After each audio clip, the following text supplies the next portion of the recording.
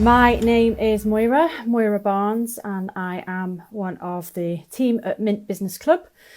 And as promised, doing a weekly live on the business support from Mint Business Club page for all of our fellow business owners, not just in the paying members section of the Mint Business Club.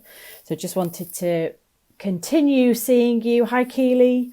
And offering you some additional advice and help around selling specifically, which is my area of expertise. Again, if there's anything specific that you'd like us to talk about on these Monday night lives, then please do let me know. Drop a message in the comments below and I'll do my best to make sure that we cover that one week. Hi, Catherine. So let's crack on, just waiting for a few more people to come online.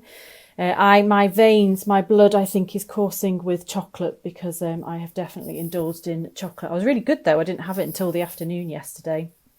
So I'm quite proud of myself. But then I did scoff quite a lot of the chocolate, but I saved some for this morning for I don't know if you all saw it, but the Mint Business Club, we did a raffle for Grace House this morning. We raised over £700, which was amazing, all for a very good cause and to eat chocolate as well. And I won 2 prizes.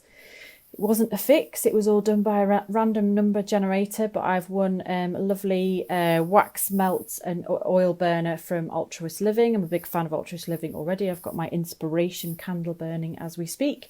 And I also won a French lesson, so from Barbara Allen. So I'm very excited about taking that one up. I'm trying to work out if we can still go on our holiday this summer. Looking unlikely, but we'll go next year. So hello to everyone who's joining us. Ian, Mac, hi there. Ed, hi Anne. Hello everybody. Now tonight I'm going to be talking about, I mentioned, I did a post a little bit earlier on that I'm going to be talking about the psychology of selling. Now, disclaimer at the start of this is I am not a psychologist. I would never pretend to be one. For me, the psychology of selling is just something that has happened naturally for me over the 30 years that I've been in sales. It's the sort of thing where when I talk to people about, the best way to sell, it's always been very natural for me to talk about it in this way. That I'm going to talk about now, but it's quite nice to have that backed up by research and real scientific data that what I've been talking about all these years actually has some basis. So that's what I'm going to talk about. Also, I have to crack on because I'm being interviewed at past for a podcast, so Health Matters. So another one of the Minty members, Shamshad, who is going to be interviewing me with Steph Ducey on their podcast, which is a bi-weekly podcast that they do, and talking about how coronavirus, having children at home trying to work, and what that means kind of during the current crisis that we're going through. But anyway, to get on to selling. So my ethos is about selling from the heart, selling with heart. Hi, Emma. And being really authentic about our selling, and they're kind of words that are thrown about quite a lot, aren't they? Will be authentic. But it is really true in that what we need to do is that we need to engage different parts of the brain. I think there's very much a tendency, there's 3 different parts to our brains. There's the reptilian brain, which is obviously an old brain. There is the limbic brain, which is another older part of our brain. So it's the reptilian brain is our sensory, it's the core brain. So when we were back in the days of... you've just waved back at me. Brilliant. Thank you, Emma. Back in the days when we were cavemen, we had our brain on a high alert. So it responded to any threats that were coming up.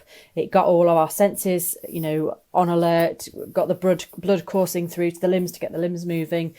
So that is our reptilian brain. And for anybody who's a parent, they'll know that brain because that'll be the brain that roars up and reacts when the kids are really playing up. Then you have your limbic brain, which is your middle brain, and it's a very emotional part of our brains. And then you also have the neocortex, which is the newer part of our brain, which is the brain that kind of makes us human, makes us who we are. and is actually the rational thinking part of our brain. So where our imagination comes from, that part as well, but it's the part of the brain kind of that weighs up the good and the bad.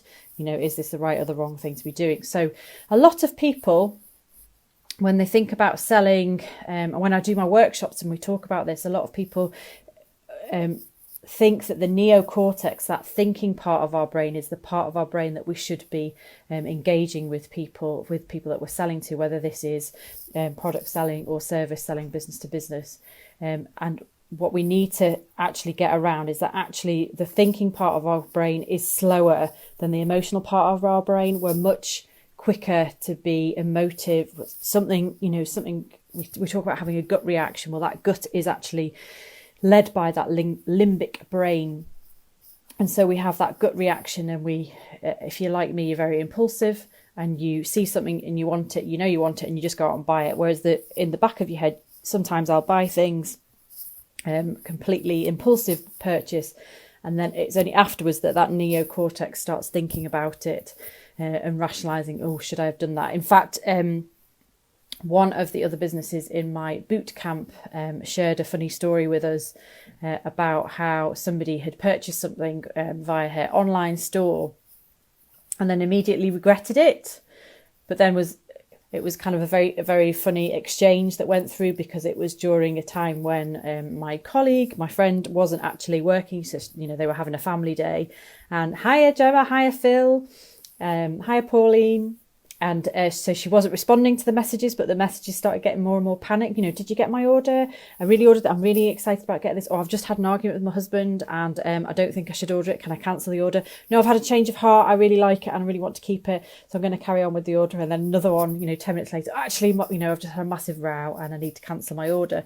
So that is that kind of, somebody felt the feeling was really strong that they wanted to purchase that item.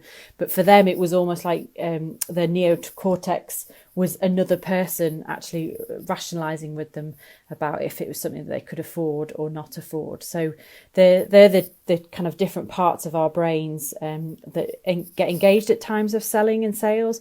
And if you can really engage with that limbic brain, if you can really make somebody fall in love with your product, with your service, then you've really won the battle. Because if you can have that gut reaction, and I talk about this a lot, when people, as part of our workshop, we go through the open questions that you ask people and how you want to get them to really react to those open questions in a positive way. So you want them to really tell you what it is that they're looking for or wanting out of life, out of your services, out of your products.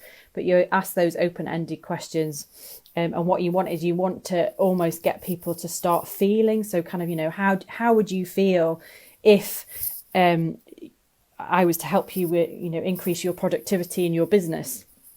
How would that make you feel if you could wake up in the morning and know exactly what it is that you needed to complete today, because you have a system in place that allows you to very systematically go through what your to-do list is in the morning? How would that make you feel? Well, for me, that would make me feel really in charge and quite empowered. And that would be really important to me, rather than feeling that I'm constantly fighting a battle of, getting, especially at the moment with the children at home, fighting a battle with people. Catherine, you're losing connection. I hope it's not me. I hope I'm online okay for everybody. So that limbic brain has been engaged with me. So it's that thought that I'd love to, work with somebody on my productivity to give me some tips and tricks and hints of how I could improve my productivity. Well, the rational side of me saying, oh, but yes, it's going to cost me money, and actually, can I afford that outgoing, especially at the moment with things that are going on? I'm not really sure that it's worth it. Whereas somebody says to me, yes, but really think about how this is going to make you feel. Thank you, Catherine. The other Catherine. Oh, okay. It's you, not me. So, getting that thought process from me is really important. Now, I don't know whether anyone has ever... We did, back in January, we did some business planning with Valued Accountancy. The fantastic Darren Glanville of Valued Accountancy came into the Mint Business Club, and we did 2, 3, I think we did a few sessions. I mean, he did lots and lots and lots of work with us, and he's doing more with us again coming up, and he's doing work with us on Let's Talk About Money that's happening at the moment as well. But he told us all, and it's something I'd already watched kind of briefly, but not in any great detail. But if you haven't watched it, it's the Simon Sinek YouTube video that talks about your why, really honing in on what your why is and the reason why. And he's got the golden circle. So Google Simon Sinek golden circle and it will pop up.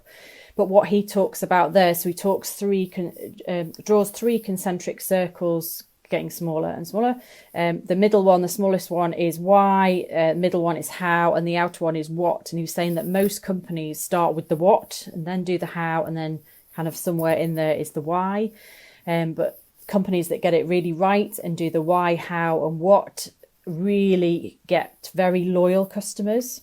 And the example that he gives for that is Apple products. Now, you know, it's a bit of a Marmite thing. You either love it or hate it. I am very much an Apple person. I love Apple, although I am also a Google person because I've got Google gadgets. But as my tech of choice is Apple, although it's bloody expensive. Excuse my French. That wasn't from Barbara Allen, and from Lingua Forma. I love Apple products. I always have loved Apple products, right from having the classic Macintosh in the art room at Art College back in, I don't know, 1989, something like that, when the little classic ones that were the desktop ones. And I've always kind of followed and tried to keep up to date with all the technology that goes on, because it just appeals to me. It's really simple. And that's where Apple have come from. Their why is they've always wanted to do things differently. So right from when the 2 guys were in their garage and they were trying to, you know, make the first home computers, they wanted it to be different. They didn't want it to be these big tech rooms, you know, with a huge big computer generators in rooms. They wanted to bring it smaller into people's homes, make it really user friendly, make it really easy, and that was their why. That's where they came from.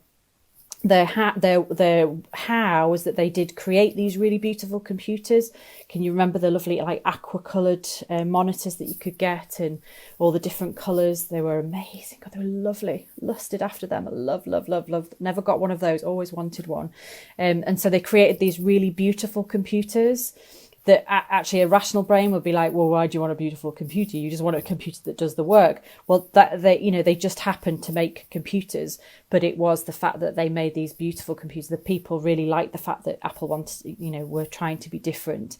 When, you know, Dell went the other way, and he talks about how Dell tried to bring out an MP3 player, but they did it from the fact that, you know, they're really good at tech, and so why shouldn't they create an MP3 player? They did it the wrong way. They went the what, the how, and kind of their why got a little bit lost. So that is where, you know, Apple's a really good example of they engage people's limbic brain. And you think of the funky adverts that they have. I mean, their adverts aren't really what you would have maybe imagined. You know, obviously people expect it from Apple now, but back in the day when they were bringing out, you know, their iPods and things like that, the really funky adverts that they did for that, you never really saw anything. It was just a silhouette dancing on a colourful background, and it just really engaged something for me. It really engaged something in my brain, and it was that gut feeling of, I really want to have that. I really want to have that, and I want to have it in lovely apple green colour. And I did. I got it, and downloaded a load of really rubbish music on it, which my husband always raises his eyebrows at. But that was where that real gut reaction, that real heartfelt reaction happened for me. So what I want you to do is really go away from this, hopefully, and have a think about, what are you doing at the moment? Are you engaging with people via that emotive side of your product or your service, or are you doing the very much, you know, features and benefits? Well, this is, you know, it's going to do this for you and it's going to do that for you. If you are doing that, then have a think about how you can talk about how it makes you feel. So there's a saying, I can't remember the proper saying of it, but, you know, people will always remember how you've made them feel. So how will your product make people feel? How does your product, how does your service make people feel? And so go back through, if you have testimonials from people, you'll often get from that what people, what your product or service has done from them. And there's usually some adjectives in there that are very emotive adjectives that you could use in maybe rethinking how you market your product or your service. So that's some homework to do from this week. So really think about how you make people feel, and just think again about the way that I mentioned just earlier on. There's a saying as, we are not thinking machines that feel, but we are feeling machines that think. And this was by the neuroscientist Antonio Damasio. So I like that. We are not thinking machines that feel, we are feeling machines that think. Because the way our brain works, emotion, we feel, if you think about, if you walk into somewhere and you smell something and it's immediately very evocative of a previous time. So sometimes you'll, walk into a, Italian restaurant, or you'll, for me, kind of, if I smell coconut, that's the one that everyone says, if you smell coconut, you're immediately taken to, excuse me, holidays. And usually that connotation is a very emotive, positive emotion that is created. Excuse me. And you want that to be what happens when people think about your products, think about your services. You want it to be a really emotive sensation that they have. So think about all the senses as well that we all have. So the 5 senses that we have. So, how we want people to see us and have an emotion raised. I'm going to get this all wrong now, aren't I? See us, hear us, and be emotionally engaged from that. Touch, can they touch your product and get a real emotional feeling from that? Sight, sound, touch, scent. So again, the smell. I can't remember the last one. My brain's gone dead. Anyone can help me out on what's the 5th sense? Touch, sight, sound, touch, scent. And I can't remember the other one. Hearing. No, that's sound. Anyway, you want to have a think about what are this, how can you engage the senses that will get people to not necessarily think rationally about your products or services. Obviously, what I'm not saying here is please don't get the wrong end of what I'm trying to say here. I'm not saying is you're trying to hoodwink. Taste, thank you, Gemma. Taste, that's it. Taste, can they taste it? So I'm not trying to hoodwink people into buying your products or services, or my products or my services. I'm trying to get people to realize how I am going to really help them and how that's going to make them feel. So for me, when I talk about my workshops, it's about making people think about how they're going to feel when their sales are easier to come by. So and they're not going to have, a lot of people talk about that icky feeling. They're not going to have that icky feeling if they sell the way that I try and teach people, in that very emotive way. So that it will make them feel very different about sales. And that is the key to what I do, is I want people to really imagine that actually I'm going to go out there today and I know I've got to make some sales today, and I'm not going to be afraid of it, because I'm going to go out there and I'm going to help all these people. I'm going to help them feel better about whatever it is that your product or your services does. So that's really important thing, is we're not hoodwinking people into buying our products or services. We're being really truthful and really honest with them. But what we are doing is we're making it easier for the sale to happen.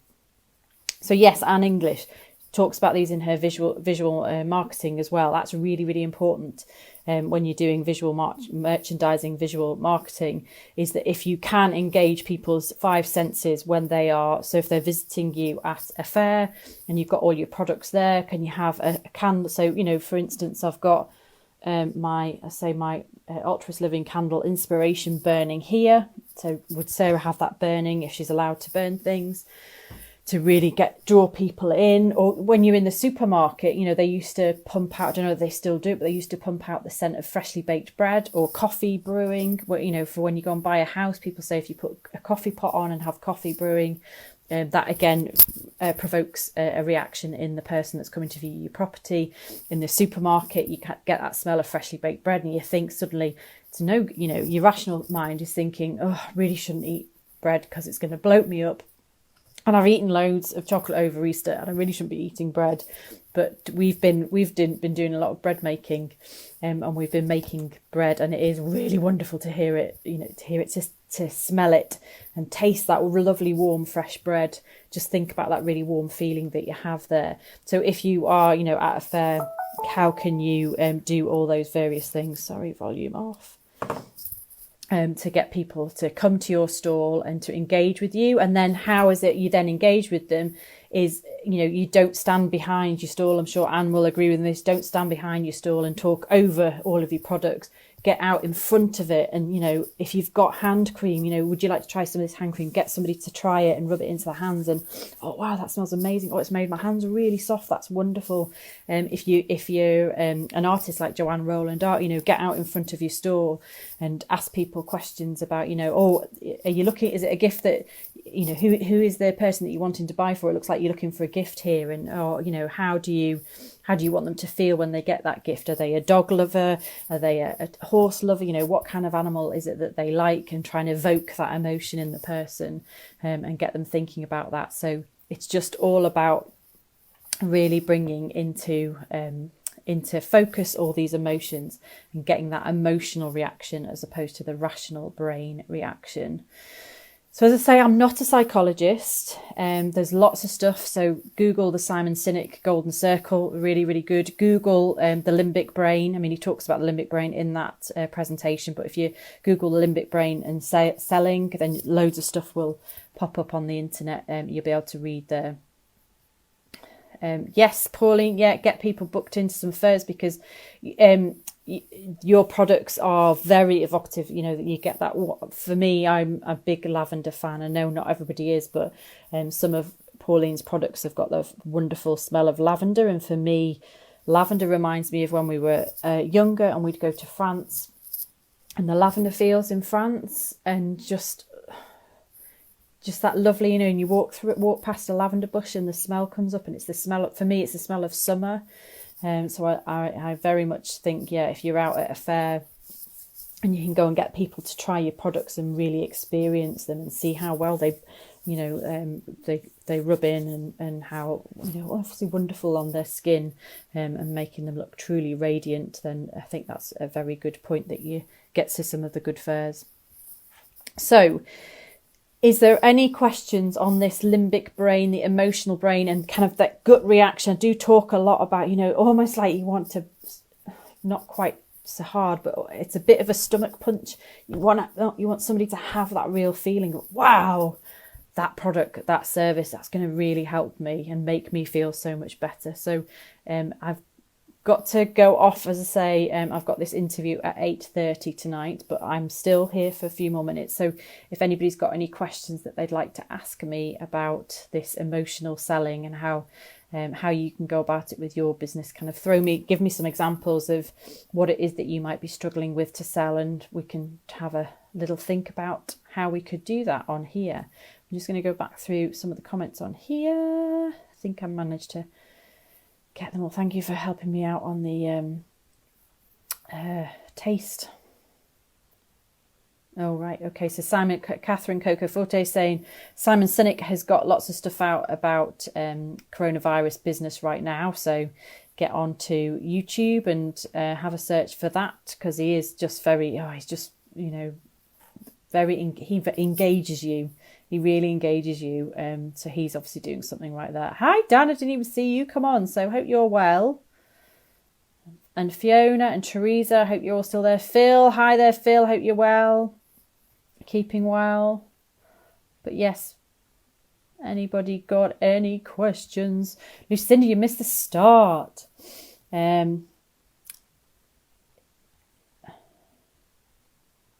Well, for you, now we've talked about this before, Lucinda. For you, you've really got to evoke that feeling, and not just I can help you with your admin. You need to tell a story. Rachel at R&R Therapies, I've mentioned this before. Check out her Facebook page. She does some amazing posts without any pictures, which kind of you think, not many people do posts without pictures, but she does really well with her posts without pictures. She builds up a visual in your mind and you can see it and you can feel it, and you know that emotion comes to the fore, and it makes me want to run over to where her therapy room is and get some treatment from her whenever I read it. So for you, it's about more than, you know, I can help you with the admin. It's really connecting with why that will make somebody feel so much better. So that's something that I think you just need to keep testing. I like the fact that you've been mixing up your posts this last week. That's been really good. Good, Phil. Good to hear that you're getting slowly better. That's great. But yes, just think about that. So that is the homework. Remember what your homework is what I want you to do is go away and have a think. So who's that, Catherine? What I was talking to Lucinda about hair products. Do you mean that? Yeah, no, Lucinda, to pictures, you know, and Google, I think, does like people to do pictures, but also I think it's good to mix it up.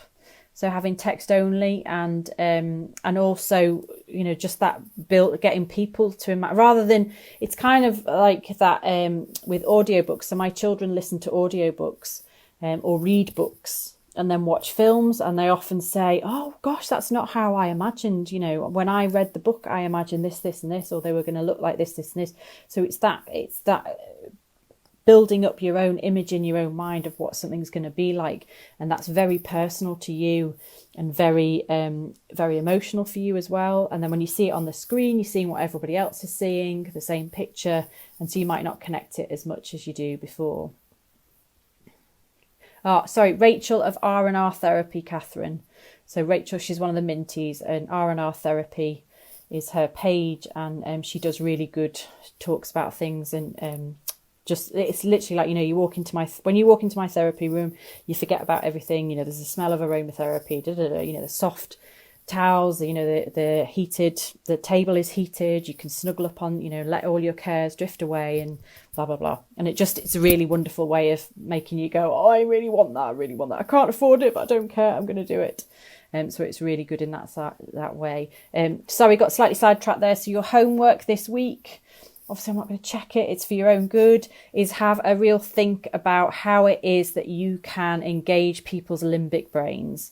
So have a think about how you can get that, the feeling over the thinking in your sales messages that you put out there, in your marketing and your sales messages that you put out there.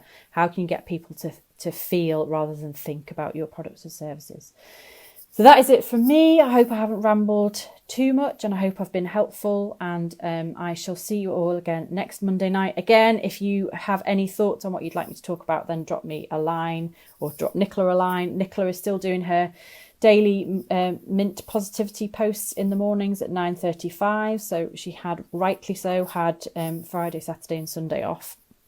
She was back again this morning. She'll be back again tomorrow morning.